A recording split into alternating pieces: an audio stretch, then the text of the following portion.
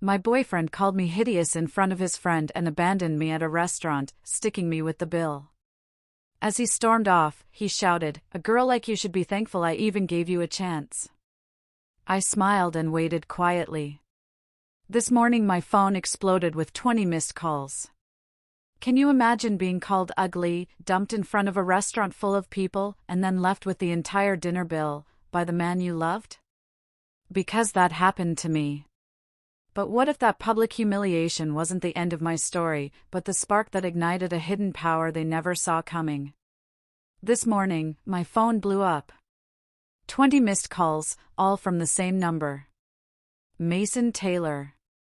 The same Mason Taylor who had blocked me just 3 days ago, after calling me ugly, after walking away and leaving me with a $200 dinner bill and a shattered heart. I stared at his name flashing on my screen, my coffee growing cold in my trembling hands. The morning sun streamed through my apartment window, but all I could hear was the raw terror in his voice from the last voicemail he'd left at 3 a.m. "Hazel, please, you have to call me back. Something's happening. Something's very wrong. The photos. How did you? Please, I'm begging you." I just smiled. And let it go to voicemail again. After all, a girl like me should be grateful for the entertainment. But how did I go from being the heartbroken victim to the one holding all the cards? How did 3 days transform me from a woman crying over a cruel breakup into someone who could make Mason Taylor, the man who thought he was untouchable, beg for mercy? The answer lies in what happened that night at Romano's restaurant. And more importantly, what I discovered about the man I thought I loved. Some secrets are buried so deep that when they finally surface, they don't just hurt. They destroy everything in their path. And Mason Taylor was about to learn that the quiet, ugly girl he discarded so carelessly had been hiding secrets of her own. 3 days earlier, I was sitting across from Mason at Romano's, the upscale Italian restaurant where we'd had our first date 2 years ago. Can you believe the irony? He chose the same place to end things, though I didn't know it yet. "You look beautiful tonight," he said, but his eyes were already scanning the room, looking for someone more interesting than his girlfriend of 24 months. I was wearing the emerald green dress he'd bought me for Christmas. My auburn hair fell in soft waves, and I'd spent an hour perfecting my makeup. I thought I looked good. I thought he'd think I looked good. How naive I was. "Thank you," I whispered, reaching across the table to touch his hand. His skin felt cold, distant. "Mason, is everything okay? You seem different lately." He pulled his hand away and signaled the waiter for another whiskey. His third. "Everything's fine, Hazel. Can't a guy take his girlfriend out for dinner without getting the third degree?" The words stung, but I pushed the feeling down. Mason had been stressed with work lately, or so he told me. His marketing firm was demanding, and I understood pressure. I worked 60-hour weeks at the hospital as a trauma nurse. I knew about stress. "Hey, Mason." I turned to see 3 men approaching our table. I recognized them immediately. Jake Charles, Mason's college roommate, perfectly styled blonde hair, expensive suits. Trevor Banks, who worked at the same marketing firm and always made uncomfortable jokes. And Ryan Mitchell, the one who never remembered my name despite meeting me dozens of times. Guys, Mason's entire demeanor changed. His face lit up like someone had plugged him into an electrical outlet. "What are you doing here?" "We were just finishing up dinner with some clients," Jake said, his eyes barely acknowledging my presence. "Mind if we join you for a drink?" I wanted to say yes, I minded. This was supposed to be our night. We hadn't had a proper date in weeks, and I'd been looking forward to reconnecting. But Mason was already pulling out chairs before I could object. "Of course. Hazel, you remember the guys?" "Hi," I said softly, managing a small wave. Trevor nodded absently. Ryan looked right through me. Jake at least had the courtesy to smirk. The next hour was torture. They talked about work, about people I didn't know, about sports I didn't follow. Every time I tried to contribute, one of them would interrupt or change the subject. Mason laughed at their jokes. Jokes that weren't funny, jokes that were sometimes cruel, jokes that made me shrink further into my chair. "So, Mason," Trevor said, leaning back and eyeing me with a look I couldn't quite decipher. "When are you going to upgrade?" The table went quiet. Mason's whiskey glass paused halfway to his lips. "What do you mean?" His voice was carefully neutral. "Come on, man," Jake jumped in, his voice lowering to what he probably thought was a whisper, but wasn't. "You know what we mean. You're successful. You're good-looking. You've got that new promotion coming up. Don't you think it's time for an adjustment?" My blood turned to ice water. They were talking about me. Right in front of me. Like I wasn't even there. "Guys," Mason said, but there was no conviction in his voice. No anger. No defense. Of the woman he supposedly loved. "I mean, look around this place," Ryan said, gesturing broadly at the elegant restaurant filled with beautiful couples. "Look at the caliber of women here. Don't you want someone who fits?" I stared at Mason, waiting for him to tell them to stop. Waiting for him to defend me. Waiting for him to remember that he'd once told me I was the most beautiful woman he'd ever seen. That he loved my smile, my laugh, the way I got excited about old movies and rescued stray cats. Instead, Mason drained his whiskey and set the glass down with a sharp clink. "You know what?" he said, his voice growing stronger with each word. "You're right." The restaurant noise faded to a dull buzz. My heart stopped beating. The world tilted sideways. "Mason," my voice came out as barely a whisper. He turned to look at me then, and I saw a stranger. The warm man I'd fallen in love with was gone, replaced by something cold and calculating. His dark brown eyes, the ones I'd once lost myself in, looked at me like I was something distasteful he'd found on the bottom of his shoe. "Hazel, this isn't working anymore." "What? What do you mean?" The three men leaned back in their chairs like they were settling in to watch a show. Jake actually smiled. "I mean us." Mason gestured vaguely between us. "I'm moving up in the world, and I need someone who can move up with me. Someone who fits the image I'm trying to create." Image. I felt like I was drowning. "Mason, I don't understand." "What image? What are you talking about?" "Look, Hazel." He sighed, like this conversation was tedious, like breaking up with me was just another item on his to-do list. "You're a nice girl. You're adequate, but let's be honest here." The word adequate hit me like a physical blow. "Let's be honest about what?" Mason looked around the table at his friends, who were all nodding encouragingly. Drawing strength from their approval, he sat up straighter and looked me directly in the eyes. "You're not pretty enough for where I'm going in life." The words hung in the air like smoke. I felt every person at nearby tables turn to look at us. Felt their pity and curiosity burning into my skin. "Mason, please don't do this," I whispered. "Not here. Not like this. When would be a good time, Hazel? When would be the right time to tell you that you're just not enough?" Trevor snorted. "Damn, dude." "Harsh but necessary," Jake added. "Sometimes you have to be cruel to be kind." "You want to know the truth?" Mason continued, his voice getting louder. Other diners were definitely staring now.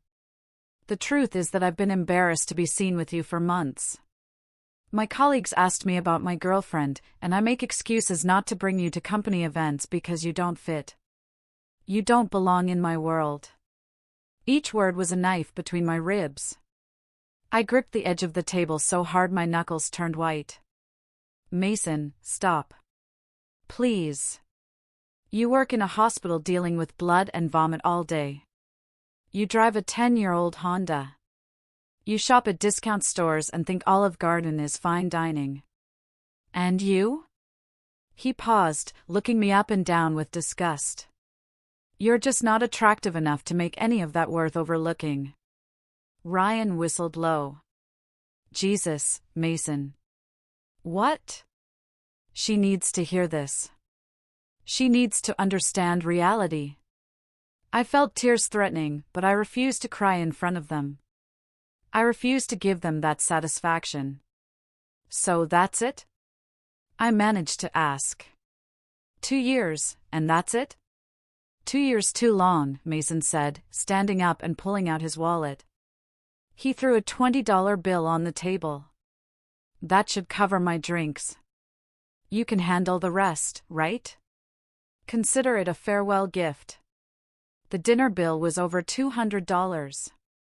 I was a trauma nurse, not a brain surgeon. $200 was groceries for 2 weeks. Mason, I can't afford.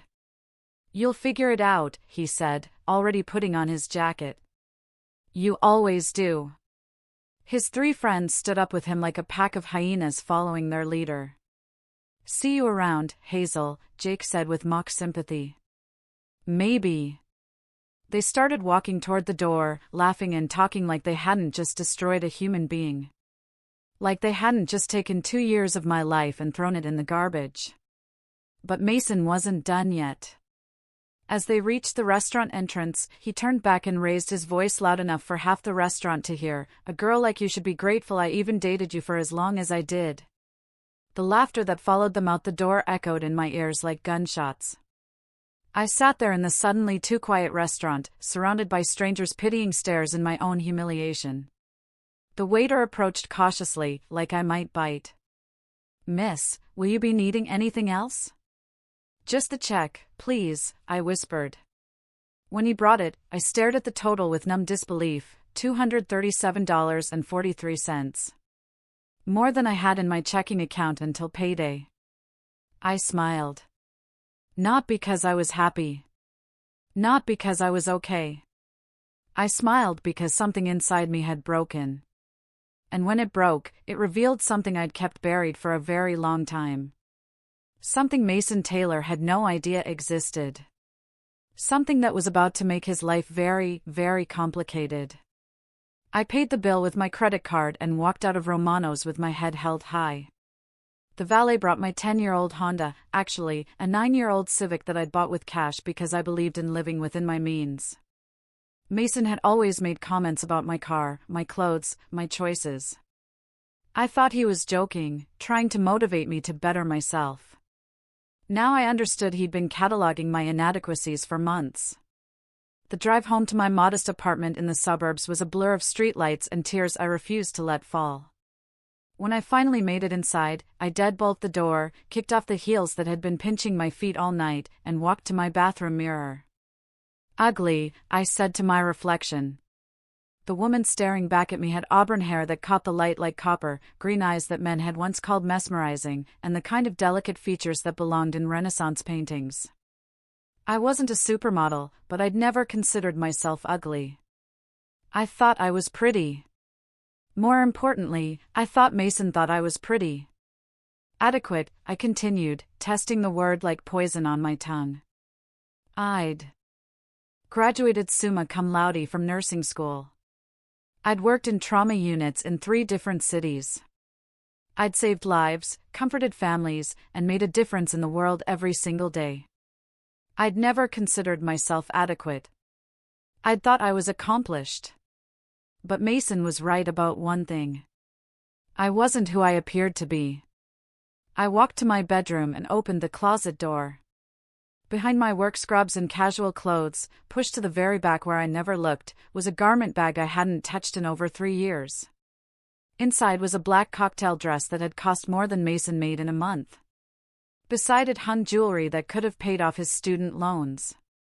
At the bottom of the bag were shoes that were works of art and a clutch purse that had been handmade in Italy. I pulled up my laptop and logged into a bank account I hadn't accessed since I'd moved to the city and started over as just Hazel the nurse. Current balance, $2,847,392.67.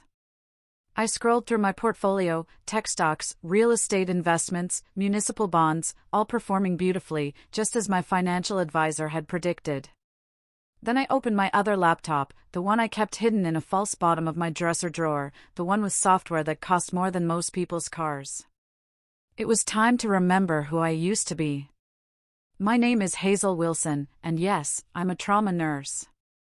But I'm also the daughter of tech mogul Richard Blackstone, founder and CEO of Blackstone Industries. I'm worth more than Mason and his 3 idiot friends would make in their combined lifetimes. 3 years ago, after my father's death, I'd inherited not just his money, but his company, a company I'd helped him build from the ground up, starting with coding lessons when I was 12 and progressing to corporate strategy by the time I was 25. But inheriting billions at 26 had taught me something valuable. When people know you're rich, they never love you. They love your money, your connections, your power. They love what you can do for them. So, I'd made a choice. I'd put professional managers in charge of Blackstone Industries, moved to a new city, and started over as a trauma nurse, something I'd always wanted to try. I'd lived modestly, driven ordinary cars, shopped at normal stores. I'd wanted to find someone who would love me for me, not for what I could give them. I'd thought I'd found that person in Mason Taylor. How wrong I'd been. I opened my secure messaging system and typed a quick message to my head of security, a former CIA operative named Victoria Cross, who'd worked for my father for 15 years. Vic, need a deep background check on Mason Taylor, DOB March 15, 1992. Currently employed at Pinnacle Marketing Solutions. Also need full profiles on Jake Charles, Trevor Banks, and Ryan Mitchell. All associates of the target. Need everything. Finances, relationships, secrets, weaknesses. Timeline, 48 hours. The response came back in less than 5 minutes, understood. Anything I should know about the level of detail required? I smiled at my reflection in my laptop screen. Find everything, Vic, leave no stone unturned. They hurt someone I care about. Will do. Sorry to hear that. Do you need additional resources? Not yet, but keep the team on standby. I closed the laptop and walked back to my closet. Tomorrow, I would go to work, smile at my patients, and pretend to be heartbroken Hazel Wilson, the dumped nurse who couldn't afford a fancy dinner. But tonight, I had planning to do.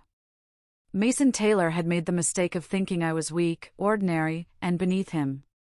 He humiliated me in public because he thought I had no power, no resources, no ability to fight back. He was about to learn that sometimes the quietest people are quiet for a very good reason. The next morning at the hospital, I went through my rounds like a ghost. I checked on Mrs. Rodriguez, who was recovering from a heart attack. I helped Dr. Thompson stabilize a car crash victim. I comforted a scared teenager who'd overdosed at a party. Normal Hazel Wilson things, the kind of adequate work that adequate people do. My phone buzzed with a text from my best friend and fellow nurse, Emma Clark. Girl, you look like hell. Coffee break? No. Emma was the only person in this city who knew anything about my past. And even she didn't know everything. I'd met her during nursing school and told her I came from money, but wanted to make my own way. She thought money meant my family was upper middle class, not that I could buy the hospital we worked in without checking my bank balance. Okay, spill, Emma said when we sat down in the hospital cafeteria with our terrible coffee. You're doing that thing where you smile but your eyes look dead. What happened? Mason broke up with me. That bastard. How? I told her the story, watching her face cycle through disbelief, anger, and finally, rage. He called you what? In public? Emma's voice carried across the cafeteria, making several people turn to look. That piece of garbage. Hazel, honey, you know he's wrong, right? You know you're beautiful. Do I? I asked quietly. Yes, you absolutely do. You're stunning. You're brilliant. You're kind. And you save lives for a living. Mason Taylor is a walking pile of mediocrity in an expensive suit. You're worth 100 of him. If only she knew how literally true that was. It's fine, I said. I'm fine. No, you're not. You're planning something. You get this look when you're planning something.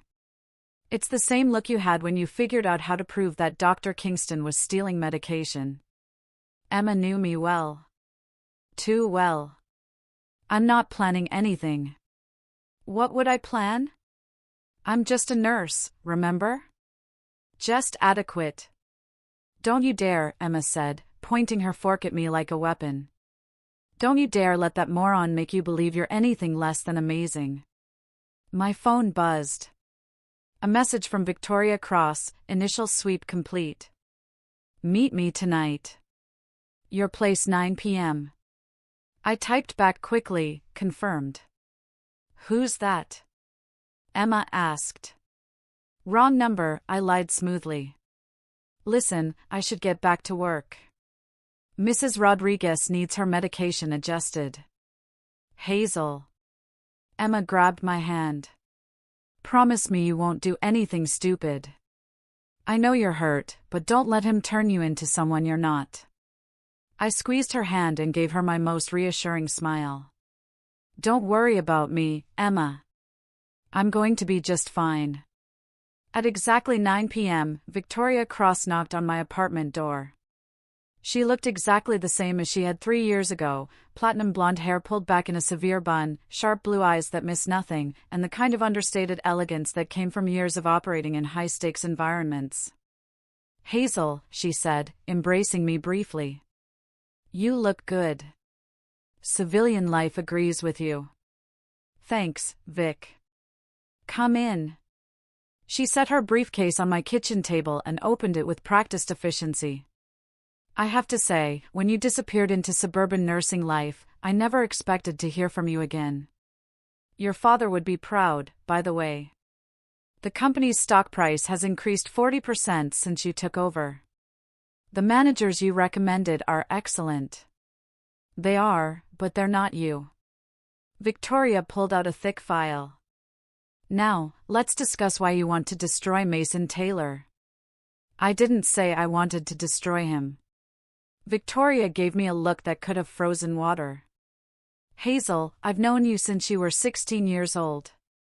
I know the difference between a routine background check and a nuclear option investigation. This is nuclear option. I sank into my chair. Tell me what you found. Mason Taylor is a textbook narcissist with delusions of grandeur and financial problems he hides well. Victoria opened the file with a flourish. On the surface, he looks good. Marketing manager at Pinnacle. Nice apartment, expensive clothes, drives a leased BMW. But dig deeper. She spread photos and documents across my table like she was laying out a hand of cards. His credit cards are maxed out. He owes $43,000 in student loans. His rent is 2 months behind, and he's been moving money between accounts to avoid overdraft fees. The expensive lifestyle? It's all smoke and mirrors. What about his job? Pinnacle Marketing is struggling. They've been laying people off quietly for 6 months. Mason's position is safe for now, but barely. And there's something else. Victoria's voice dropped. He's been embezzling. My blood went cold. What? Small amounts. $100 here, $200 there. He's been skimming from client expense accounts and billing personal charges as business expenses. I estimate he's stolen about $15,000 over the past year. Does Pinnacle know? Not yet. But they will if someone knows where to look. Victoria smiled. The question is, do you want them to find out sooner rather than later? I stared at Mason's photo. He looked so confident, so smug. Even in a corporate headshot, his arrogance radiated. What about his friends? Jake Charles is drowning in gambling debts. Trevor Banks is having an affair with his boss's wife. Ryan Mitchell has a sealed juvenile record that would definitely affect his security clearance at his defense contractor job. How sealed? Let's just say it involves violence and leave it at that. I absorbed this information, feeling pieces of a plan clicking into place in my mind. Vic, I need you to do something for me. Name it. I want you to quietly tip off Pinnacle about Mason's embezzlement, but don't make it obvious. Make it look like routine accounting caught the discrepancies. Victoria nodded. Done. What else? Can you arrange for Jake Charles's gambling debts to be called in? All at once. Easily. His primary creditor is someone we've done business with. And Trevor's affair? I can make sure his boss finds out, anonymously, of course. And Ryan's record? Victoria's smile was sharp as a blade. Let me worry about that. I walked to my window and looked out at the quiet suburban street. 3 days ago, I'd been just another woman trying to find love in a complicated world. Now, I was planning the systematic destruction of 4 men who thought they were untouchable. Are you sure about this?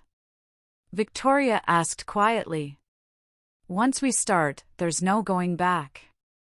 These men will be ruined. I thought about Mason's voice carrying across Romano's restaurant, a girl like you should be grateful I even dated you. I thought about the laughter that followed. I thought about every woman who'd had their cruelty justified. They should have thought of that before they decided to humiliate someone they believed was powerless. Victoria began packing up her files. Consider it done. But Hazel, this is just the beginning. From what I found, Mason Taylor has made a lot of enemies. A lot of people would be very interested to learn about his financial situation and his creative accounting. After Victoria left, I sat in my quiet apartment and opened my laptop. I pulled up Mason's social media profiles, his LinkedIn, his company bio. In every photo, he looked successful, confident, happy. By the time I was done with him, all of that would be gone. But I wasn't interested in just ruining his life. That would be too simple, too clean. I wanted him to understand exactly how it felt to be humiliated in public. I wanted him to know what it was like when the whole world could see your shame. I wanted him to beg, and then I wanted him to know exactly who had brought him down. My phone rang at 3 a.m. Mason's name flashed across the screen. I let it go to voicemail. The plan was just beginning. The first domino fell on Tuesday. I was restocking medical supplies in the trauma unit when Emma burst through the doors, her eyes wide with excitement. Hazel, did you see the news about that marketing company? Pinnacle something? My hands never paused in their work, but my heart rate spiked. What news? Embezzlement scandal. Apparently, some manager was stealing from client accounts. They fired him and called the police. It's all over the local business news. I pulled up my phone and navigated to the local news website. There, in black and white, was the headline, Local Marketing Manager Arrested for Embezzlement. Mason's corporate headshot stared back at me from the screen. The accused, Mason Taylor, 30, allegedly stole approximately $15,000 from client expense accounts over the past year. Pinnacle Marketing Solutions discovered the discrepancies during a routine audit and immediately contacted authorities. Taylor was arrested at his workplace Tuesday morning. I had to bite my lip to keep from smiling. Wow, I said, keeping my voice carefully neutral. That's terrible. Isn't that your ex-boyfriend? Emma asked, peering at my phone screen. Yeah, it is. Holy sh*t, Hazel. I mean, I know he was a jerk, but I never thought he was a criminal. You never really know someone, I murmured. The second domino fell on Wednesday. Victoria sent me a text with a link to a local gossip blog. Prominent defense contractor employee loses security clearance after juvenile record surfaces. Ryan Mitchell's photo accompanied an article detailing how his sealed juvenile record for assault had somehow found its way to the security office. Without his clearance, he couldn't do his job. Without his job, he couldn't afford his mortgage, his car payments, or his carefully cultivated lifestyle. The third domino fell on Thursday. Trevor Banks's affair made it into the society pages when his boss's wife threw a very public, very expensive vase at him in the middle of an upscale restaurant. The accompanying photo showed Trevor covered in water and white roses, his face a mask of shock and humiliation. His boss fired him the next day. But Jake Charles's downfall was my masterpiece. Victoria had arranged for all his gambling debts to be called in simultaneously on Friday morning. When Jake couldn't pay, his creditors made it clear that his kneecaps were on the line. Desperate, he did what desperate people do. He made terrible decisions. He tried to steal money from his own company. Unlike Mason, Jake was clumsy about it. He was caught within hours. And by Friday evening, he was in jail alongside his former friend. By Saturday morning, Mason's entire circle had collapsed. That's when he started calling me. The first call came at 6 a.m. I was making coffee, humming quietly to myself, when my phone rang. Hazel. Hazel, thank God you answered. Mason, I injected confusion into my voice. Why are you calling me? I thought you said. Look, I know what I said at the restaurant was wrong. I was drunk. I was showing off for the guys. I didn't mean it. You seemed pretty clear about what you meant. Please, Hazel. I'm in trouble. Real trouble. I've been arrested. I've lost my job, and I need help. What kind of help? Legal help. Financial help. I can't afford a good lawyer. And the public defender they gave me looks like he's barely out of law school. I let silence stretch between us. Hazel, are you there? I'm here. I'm just confused about why you think I'd help you. You said I was ugly, remember? You said I was adequate at best. You said I should be grateful you dated me. I was wrong. I was completely wrong. You're beautiful. You're amazing. And I was an idiot to let you go. So, you want me back? Yes. Yes. Absolutely. We can work this out. We can. I hung up. He called back immediately. I let it go to voicemail. Hazel, please don't hang up on me. I love you. I know I have a sh*tty way of showing it, but I love you. Please call me back.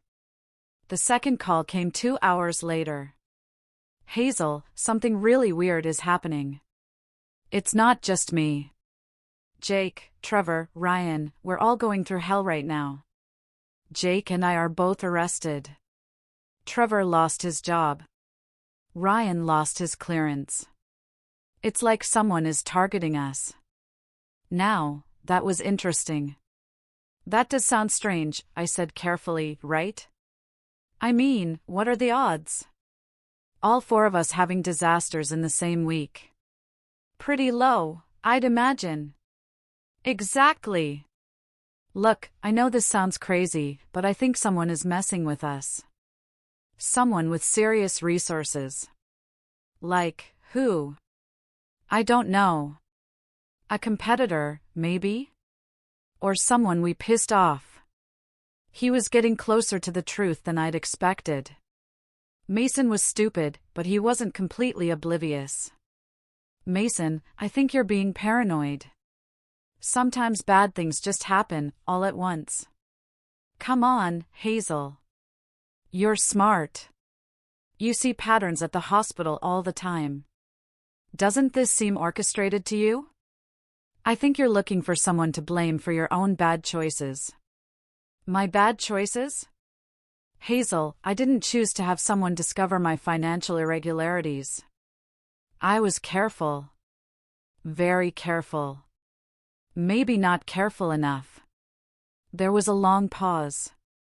You know what? You're right. I made mistakes, and now I'm paying for them, but that doesn't change the fact that I need help. And you're the only person I trust. The only person you trust? Really? Yes. You're the only person who ever cared about me for me. Not for what I could give them. The irony was so thick I could have cut it with a knife. What exactly do you want from me, Mason? A loan. Just enough to hire a decent lawyer. I'll pay you back as soon as I get back on my feet. How much? $50,000. I almost laughed. $50,000?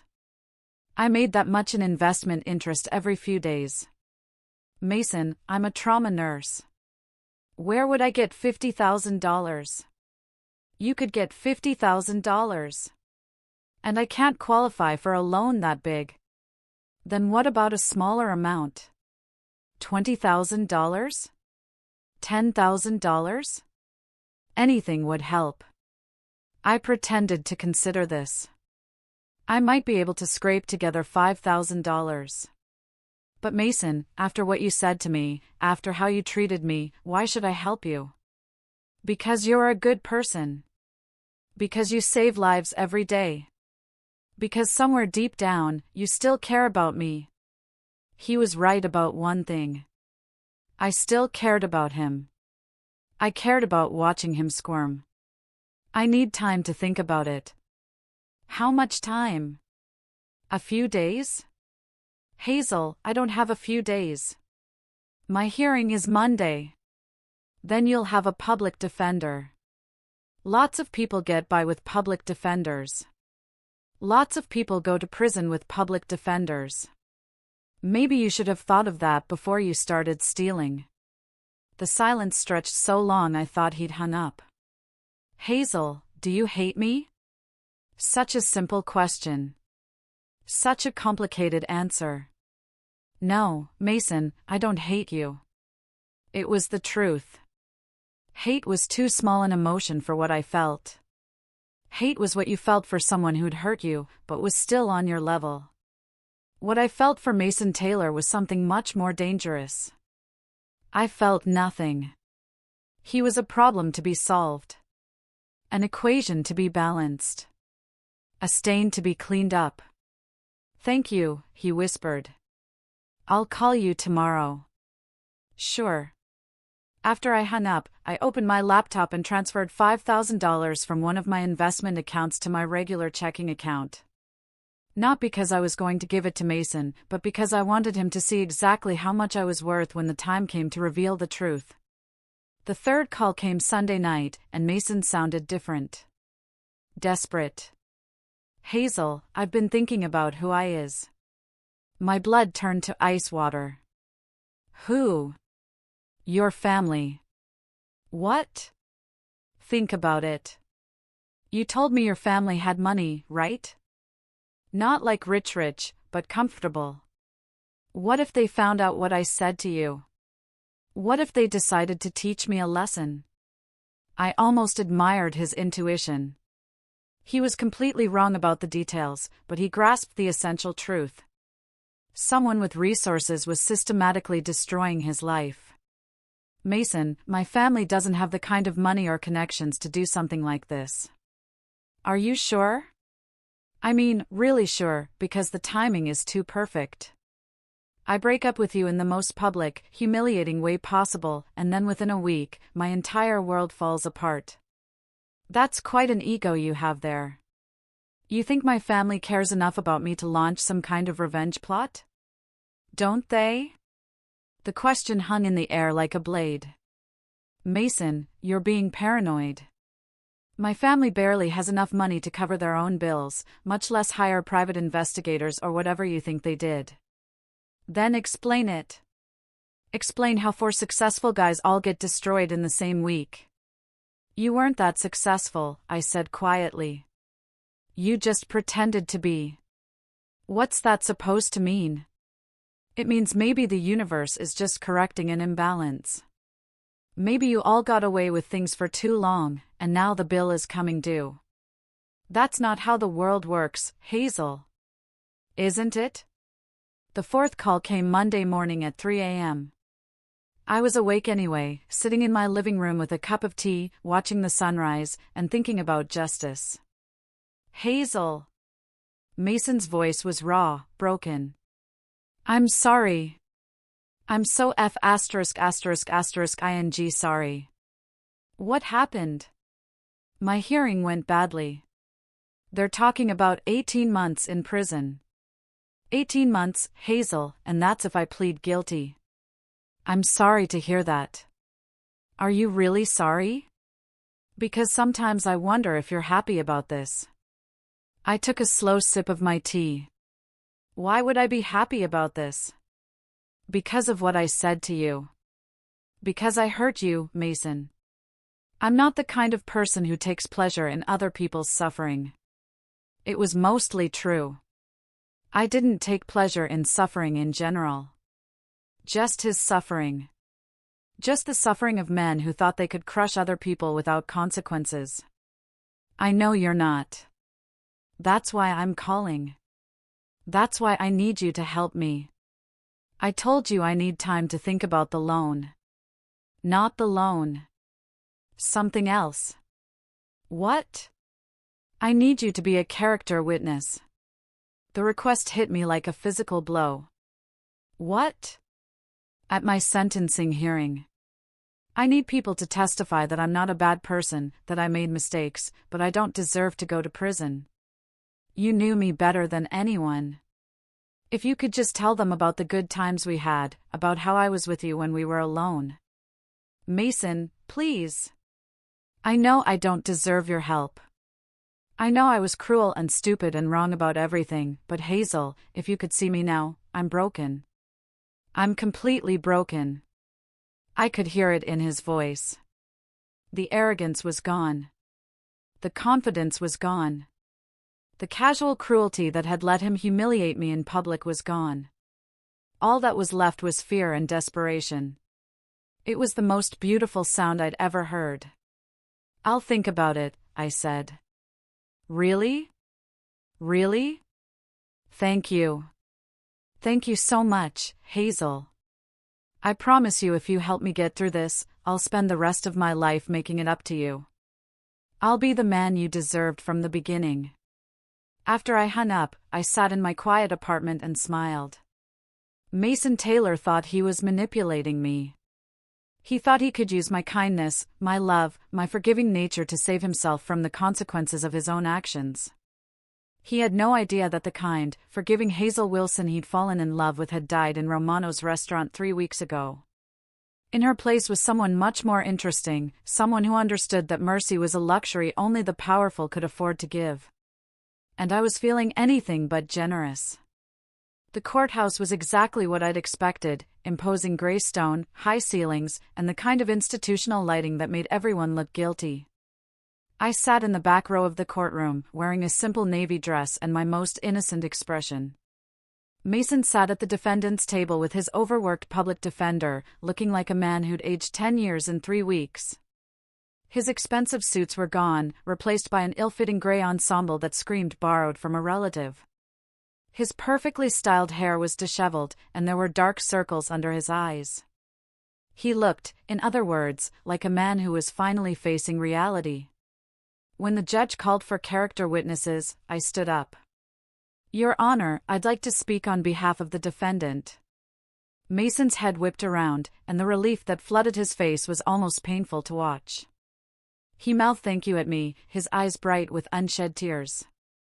I walked to the witness stand with measured steps, placed my hand on the Bible, and swore to tell the truth, the whole truth, and nothing but the truth. State your name and relationship to the defendant, the judge instructed. My name is Hazel Wilson. Mason Taylor was my boyfriend for 2 years. Was? Yes, Your Honor. We broke up recently. I see. And despite this breakup, you're here to speak on his behalf? I am. Please tell the court about your relationship with Mr. Taylor. I looked directly at Mason, who was watching me with desperate hope. Your Honor, I met Mason 2 years ago. And I thought I knew him well. He could be charming, funny, and attentive when he wanted to be. He took me to nice restaurants, bought me gifts, and told me he loved me. Mason nodded encouragingly. However, I continued, I also saw another side of Mason Taylor, a side that I think is relevant to these proceedings. The hope in Mason's eyes flickered. What kind of side, Miss Wilson? Mason has a problem with honesty, Your Honor. Not just in his professional life, as we've seen with the embezzlement charges, but in his personal relationships as well.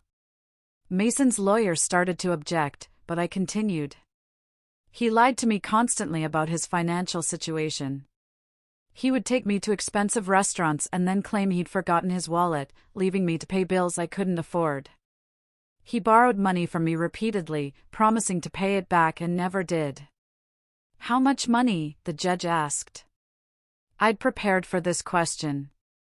Over the past week, I'd carefully documented every dinner I'd paid for, every loan I'd given him, every expense he'd pushed onto me while maintaining his illusion of success.